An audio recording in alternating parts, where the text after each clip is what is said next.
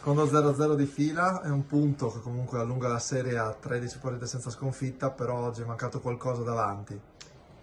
Sì, beh, insomma, comunque davanti ci danno sempre una grossa mano, se non prendiamo gol è anche merito loro, perché parte tutto da là, siamo organizzati. Sì, quelle occasioni che abbiamo avuto oggi, se fosse entrata almeno una, saremmo stati felici, però andiamo avanti, è un bel punto, e continuiamo la striscia positiva e andiamo avanti a lavorare.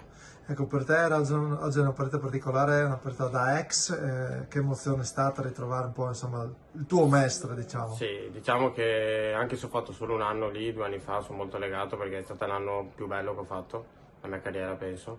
E è stato bello, ovvio, se riusciamo a vincere ancora meglio, però va bene, andiamo avanti, dai. Solidità difensiva avete concesso anche oggi nulla.